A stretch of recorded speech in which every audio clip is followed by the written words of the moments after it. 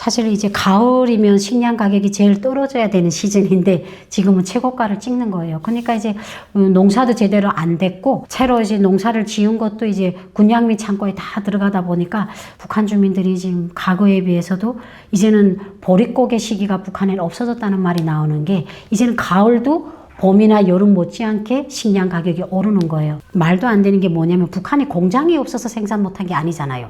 원자재가 없는 거예요. 근데 공장만 또 건설하는 거예요. 그러니까 이제 북한이 그런 형식적인 것 때문에 저렇게 망했는데 또 그걸 답습하는 거예요. 안녕하세요. 저는 남한 정착 13년 된 박주희고요. 지금은 남북하나재단에서 취재기자로 근무하고 있습니다. 여러분 만나서 반갑습니다. 일단 10월 19일에 탈북민이 북한 군인이 들어왔는데 현 정부가 들어서서 처음이잖아요. 이제 북한에도 사실 길이 다 막혔어요. 그러니까 이제 뭐 중국으로 통해서 삼국으로 통해서 오는 길이 막히다 보니까 유일한 출로는 여기밖에 없는데 북한 당국에서 이걸 내부에다 발설하지 않죠. 죽어도. 군대 내에서는 이제 그 주변 부대나 이런 데에서는 여러 가지의 그런 규율들을 하고 하겠지만 북한 주민들한테 공개는 하지 않아요. 왜냐면 군인이 그것도 현역 군인이 목숨을 걸고 대한민국에 갔다? 이런 거는 일반 사민이 가는 거하고는 뉘앙스가 다르거든요. 일반 주민이 갔다는 거는 먹고 살기 위해서 간 거지만 조국을 지키는 군인이 갔다는 거는 정말 파워가 세거든요. 때문에 이제 북한 당국에서는 비무장지대 이렇게 해서 온 사람들을 북한 내부에 공개하지 않아요. 그냥 내부적으로 그 지역이나 이런 데다가 뭐 지뢰를 더 매설하거나 그리고 그 지역으로 들락날락 할 수 있는 통로를 줄이거나 경비 근무 같은 거 보면 2인조, 3인조 혼자 내보내진 않거든요. 그래서 서로가 이제 서로를 감시하게끔 또 그 체계를 강화시킬 거예요. 그리고 이제는 북한이요, 과거하고는 너무나 다른 게 이제는 북한 당국 자체도 이제 남한을 이제 다른 나라로 생각하잖아요. 공개하잖아요. 그리고 이제 우리 현 정부에서 그렇게 많은 제스처를 보내는데도 묵묵부답이잖아요. 이게 이제는 너하고 마주 앉지 않겠다. 그만큼 이제 남한에 대해서 되게 뭐가 약간은 무관심 전략.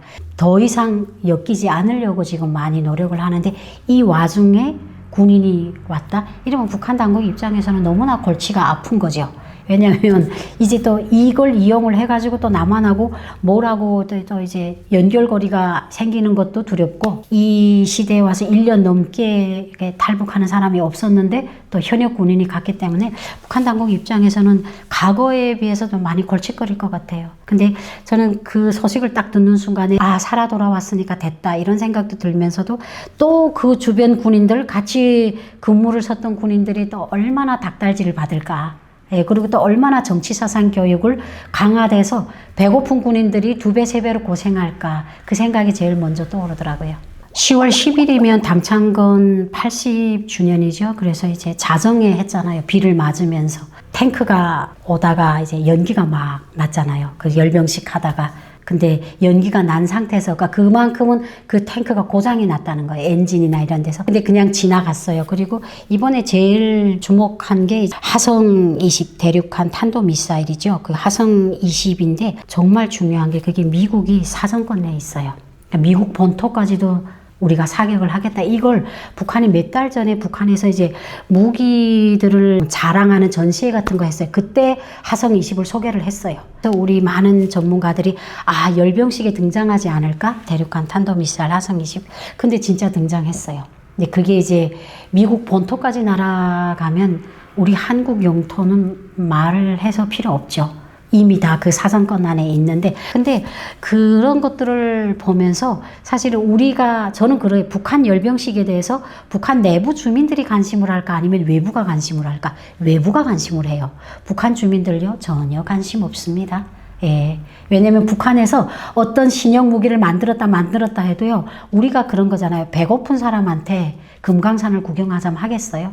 안 하는 거예요. 내 배가 불러야 그 다른 것에 대한 관심이 생겨요. 지금 북한이 엄청난 식량 고난을 겪고 2009년에 북한이 화폐 교환을 하면서 인플레이션을 겪었잖아요. 그때보다 지금이 더하대요. 8,000원에 1달러였어요. 지금은 39,000원 됐어요. 1년 사이에 4배, 5배가 오른 거예요. 그러니까 그만큼 북한 내부에서 경제가 안 좋은 거예요. 경제가 안 좋으면 당 간부들은 괜찮아요. 당에서 주니까 일반 주민들이 살기 힘든데 그 주민들 입장에서 대륙간 탄도미사일 화성 22 열병식을 나갔다? 아유, 관심이 없는 거예요. 일부 사람들만 있는 거죠. 그러니까 대내외적으로는 북한 당국이 아무리 막 우리 민족의 자랑이고 우리 국방력의 가시고, 그리고 또 김정은이가 다음 날에 그 참가자들 모아놓고 또 했어요. 자, 이 모든 것들이 다 우리 인민들 덕이다. 그리고 몇 달, 몇 년만 좀 더 고생하자. 그러면 우리가 새로운 삶을 개척할 수 있다. 이런 얘기까지 했어요. 그러니까 그만큼 북한에서는, 북한 당국도 아는 거예요. 우리가 이런 주민들이 이제 경제적으로 힘들기 때문에 배고픈 사람들한테 폭력을 가하게 되면 화가 생기고 악이 남아요. 하지만 이런 사람들한테 이런 대륙간 탄도미사일 같은 신형 무기들을 보여주면서, 자, 우리가 이렇게 새로운 우리나라를 지키기 위한 새로운 무기들을 개발했다. 그렇기 때문에 자긍심을 가지고 버티자. 그러니까 주민들을 버티기 위해 하는 그런, 어떻게 보면 선전 도구인 거예요. 그래서 이번에 따단하고 지금 열병식에 내왔는데, 그걸로 인해 가지고 세계가 막 들끓잖아요. 야, 미국 본토가 사정거리 안에 있다. 근데 실제로 그 전문가들이 이 화성 20에 대해서 아직까지는 이게 실험을 한 번도 발사를 못 해봤거냐, 껍데기일 수 있다. 어떻게 보면 진열품일 수도 있다. 이런 추측들이 나오고 있거든요. 하지만 북한은 언젠가는 할 거예요. 왜냐하면 인민 생활엔 관심이 없고 그런 데에만 포커스를 맞추기 때문에 언젠가는 그보다 더 강력한 미사일도 만들겠죠. 하지만 북한 내부에서는 그런 거에 대해서 크게 막 떠들거나 자긍심을 가지진 않아요. 군인들, 왜냐면 저런 열병식을 하려면 6개월이나 1년 전부터 연습을 해야 돼요. 근데 그 사람들한테 이번에도 보니까 한 2만 명 정도가 참여를 했다고 하는데, 그럼 그 사람들을 배불리 먹이고 그 열병식을 하냐? 그렇지도 않아요. 그러니까 이 사람들 입장에서는 그 열병식을 위해서 얼마나 많은 사람들이 고생을 했어요. 그렇다 해서 그거에 대해서 뭐 또 합당한 보수를 주는 것도 아니고, 그렇기 때문에 이 사람들은 이 나라에 숨을 쉬고 사는 한 나라에서 하는 대로 해야 되기 때문에 강제로 참여를 한 거예요. 뭐 물론 그 계중에는 훈장을 받거나 모범적인 사람이 선발이 돼서 당위 배려를 받은 사람도 있겠죠. 하지만 전체적인 사람들은 그냥 강제로 나와서 그 행사에 참여를 했어요. 그러니까 그런 사람들이 화성 20이 돼서, 야, 우리 진짜 우리나라만한 게 없다. 이렇게 자긍심을 가진 사람들이 몇이나 될까? 근데 그냥 앞에서는 그냥 다 열성껏 만세를 부르는 거죠. 그러니까 저는 북한의 일, 사실은 이제 북한 내부 통신원하고 전화를 해보게 되면요, 북한의 일을 우리보다 더 몰라요. 그러니까 그 이유가 뭐냐면, 전체적인 걸 대변할 수는 없지만, 왜냐면 북한은 지역별로도 사람들의 인식 상태가 다르니까 남한이나 외국이 더 관심을 하는 거예요. 더 잘하는 거예요. 그래서 저도 한국에 와서 느낀 게, 남한에 와서 제가 북한을 더 잘 알아요. 왜냐면 북한은 이동의 자유가 없는 나라고, 그리고 내가 설령을 알 수 있는 루트도 없어요. 북한 최고위, 최순회자가 하는 일을 일반 주민이 어떻게 알아요? 그러니까 이제 대체로 보면 한국에 나오는 북한 기사는 북한 매체가 공개한 걸 인용을 하지 않으면 주축성 기사가 제일 많아요. 근데 사실은 북한 내부에서 하고 북한 수뇌부들의 생각을 알 수 있는 사람이 거의 없다고 생각해요. 근데 이제 흐름을 북한 전문가들이 북한의 기존에 답습했던 그 과거사를 되돌아보면서 주축을 내는 거죠. 아, 북한은 이쯤에서는 이렇게 하겠다. 근데 거기 비슷하게 맞아떨어지긴 해요. 근데 이제 북한 내부에서는 북한의 이러한 열병식 이런 것들에 대해서 세계 사람들만큼 관심을 안 가진다는 거. 사람마다 다르고 지역마다 달라요. 왜냐면 해산이나 신의주 같은 데는 중국에 많이 파견이 돼요, 노동자들이. 뭐 상하수도, 강산, 피복공장, 식당 이렇게 많이 파견이 되니까, 코로나 장기화로 5년 동안 거의 파견이 못 되고, 현재 중국 내부에 있는 북한 노동자들이 5만 명이다. 더러가 그 중에서 일부가 나왔는데 아직 보충을 못한 상태예요. 그러니까 조금 내가 해외 노동자로 파견될 수 있는 기회를 가지려고 조금 기다리는 사람도 있지만, 대부분의 사람들은 북한과 중국의 역사적인 관계를 보면 항상 업앤다운이 심해요. 그러니까 이제 러시아처럼 일률적이진 않거든요. 왜냐면 중국하고의 무역 관계 30년, 40년을 했지만 그 기간에 중국하고의 사이가 안 좋으면 또 다치고, 사이가 열리면 또 좀 열리고 이러고, 그리고 일단은 중국은 북한이 무엇을 줄 때 더 큰 걸 받아가는 나라라는 인식이 있기 때문에 북한 주민들 자체도 중국에 대한 기대가 아예 없는 건 아니지만, 그렇다고 해서 그렇게 호의적이진 않아요. 왜냐면 중국이 없이도 북한 주민들이 자급자족으로 코로나 시기에 살아남았잖아요. 지금 쌀 가격이 26,000원을 해도 살잖아요. 그러니까 그 이유는 그거예요. 북한에서 뭐 다른 데서 비밀리에 원조를 받는 게 아니라 그 안에서 사는 사람들의 생활 방식이 바뀐 거예요. 우리가 그러잖아요. 처음에 막 쌀을 막 무죄놓고 살 때는 쌀이 떨어지면 굶어 죽었지만 한 번 고난을 경험하면 이 쌀을 갖고 죽을 먹어서라도 오래 살아야 되겠다. 이런 삶의 노하우가 생기는 거예요. 그러니까 중국하고 무역이 5년 동안 막혔음에도 불구하고 북한 주민들은 고생은 하지만 끄떡없이 살아요. 그러니까 중국에 대해서 별 기대를 안 하죠. 그리고 이제 북한과 중국은 보면 중국하고 사이가 좋다가도 어느 순간에 북한은 중국을 욕해요. 기회주의자다. 그렇기 때문에 이제 이게 중국과의 무역 문제가 정치하고 연관이 되어 있고 지금까지 30년, 40년 동안 북중 문제가 이렇게 철길처럼 고루롭지 않았어요. 계속 올라갔다 내려갔다 하고 변덕이 많았기 때문에 북한 주민들 입장에서는 저렇게 또 사이 좋은 채 하다가 또 사이가 틀어지면 또 무역이 막히고 이러기 때문에 크게 기대는 안 하지만 해외 노동자를 원하는 사람들은 기대를 하는 거죠. 왜냐면 그래도 중국이 가깝기 때문에 러시아보다는 중국에 파견돼 가는 게 훨씬 더 쉽거든요. 그리고 북한 당국이 당자금으로 월급의 80%를 뺏어 가도 20%를 가져도 북한에서 벌어먹기만은 낫거든요. 그래서 이제 해외 파견을 준비하는 사람들은 많은 기대를 가지고 일반 주민들은 그냥 반신반의 그래 열리면 좋고 안 열리면 말고 그렇게 호의적이진 않다는 거죠. 그러니까 북한도 노동신문 사면을 보면 국제 소식이 있어요. 그리고 보도 시간에도 국제 소식을 얘기해 줘요. 단 다르게 얘기해 주는 거죠. 가장 가까이 예를 들면 그래요. 우크라이나하고 전쟁하잖아요. 우크라이나를 침략자라고 말해요. 러시아를 침략했다고 말해요. 근데 그게 아니잖아요. 그러니까 이제 자기네하고 같은 편의 말을 들어서 세계 소식을 와전해서 알려주는 거죠. 그리고 또 이제 이스라엘 같은 것도 이제 미국을 미워하기 때문에 이스라엘을 엄청 또 많이 깔고 인도를 이렇게 좀 비호를 하는 거죠. 그러니까 어떻게 보면 미국하고 공동으로 척을 진 나라들하고는 통합을 하고 그리고 미국하고 조금 가까이 지내는 나라들은 다 침략자로 규정하고 그러다 보니까 이제 세계적인 국제 소식들이 들어가긴 하지만 사실과는 다르게 북한 주민들한테 와전이 돼서 좀 반영이 되는 경우가 있고 국제회의나 유엔회의에서 탈북자들이 증언하잖아요. 그런 것들은 북한 내부에서 안 보여줘요. 왜냐면 탈북했는데 국제회의 참가한다고 사람들 자체가 그 존재만으로도 인식이 바꿔지는 거예요. 어떻게 탈북자가 저렇게 세계 무대에 가서 자기 할 말을 하냐. 그러니까 그런 얘기들은 일체를 안 하는데 대신 이제 그 탈북민 중에 임지연이 같이 이제 북한에서 남한에 왔다가 중국에 갔다 납치돼서 북한에 간 아이들 있잖아요. 이런 아이들을 내세워서 남한을 비난하는 방송은 하는 거죠. 그 사람들한테 내세우고 가서 남한이 되게 나쁜 세상이다. 이렇게 좀 이제 상대적으로 좀 다른 것 같아요. 하지만 이제 탈북민들이 해마다 이제 국제회의에 나가서 북한을 증언하는 거는 북한 내부만 북한 당국이 모니터링 하는 거예요.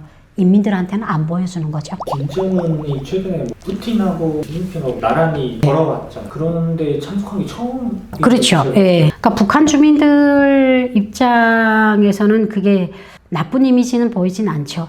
왜냐면 그래도 조선도 그러면 외국에 나가서도 저렇게 인정을 받는구나. 김정일 시대에서는 있을 수 없는 일이었기 때문에 우리나라에서는 그걸 왕따라고 하는데 북한에서는 우린 이제 축에 못 속하나? 이렇게 사람들이 생각하고 있었는데 이번에 김정은이가 가서 대국들 대통령들하고 똑같이 있으니까 그걸 북한의 노동신문에다 몇십 장을 사진을 냈잖아요. 그러면 북한 주민들 입장에서는 속으로 욕은 하면서도 그래도 나라의 위신이 올라갔다고 생각을 하죠.